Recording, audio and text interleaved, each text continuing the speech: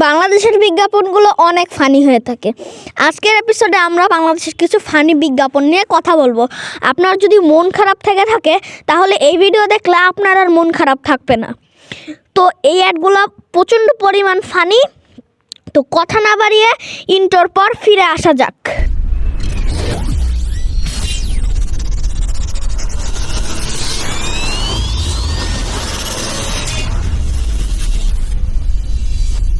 এই সময় কম, শুরু করো।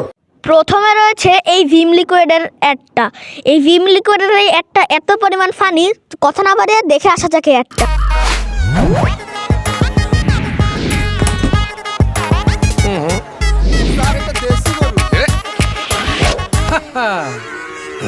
सरसों है सब्बर एक फुटाও তেল চর্বি নাই সলিড মাংস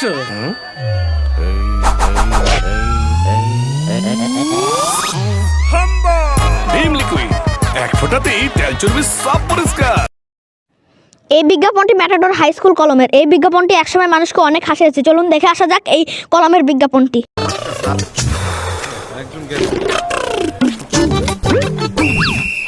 ভাই আমাদের ফাইলগুলো হবে ইয়াং ম্যান, সব তো 3G 4G না।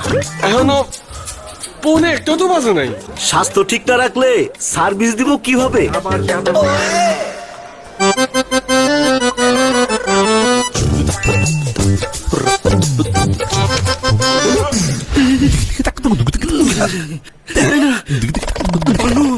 কি হচ্ছে শুধু?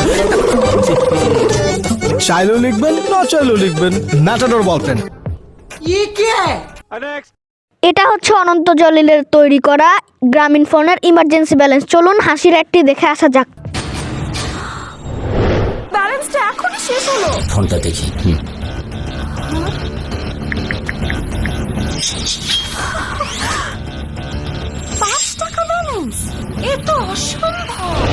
অসম্ভবকে সম্ভব করাই অনন্তর কাজ। চলো বহুদূর গ্রামীণ ফোন। এরপর রয়েছে এই ইজি লোডের বিজ্ঞাপনটা। এই বিজ্ঞাপনটা একসময় মানুষকে অনেক হাসিয়েছে। চলুন দেখে আসা যাক। যা বোকার বোকা, দাঁড়ান টেস্ট করে দেখি। ইউনুস, এই তোর হাতে আঙ্গুল কটা রে? আঙ্গুল এত সহজ। 1 2 3 4 1 2 3 4। হাতের আঙ্গুল কয়টা সেটাও জানিস না? আগে জানতাম তো 5টা, এখন তো এই 4টা। যতই বোকা হোক ও পারবে, কারণ ইজি লোড হচ্ছে পৃথিবীর অন্যতম সহজ কাজ। প্রিপেইড হোক কিংবা পোস্টপেইড হোক, এক হাতে টাকা দিবেন আর একদিকে মোবাইলে টাকার রিচার্জ হয়ে যাবে। मजा आया और मैं ये जो मजा है हिंदुस्तान के हर व्यक्ति को देना चाहता हूँ। এই সময় কম, শুরু করো। এরপর রয়েছে আরএফএল পাইপ অ্যান্ড ফিটিংস এর একটি ফানি অ্যাড। তো চলুন এই ফানি অ্যাডটি দেখে আসা যাক। আকাশ, ওরে না, তোরা আমাকে এভাবে ছেড়ে যেতে পারিস না। আজ কটা টাকার জন্য তোরা কি কঠিন পরীক্ষায় ফেলে গেলে আমাকে। এত চাপ আমি কিভাবে নেব?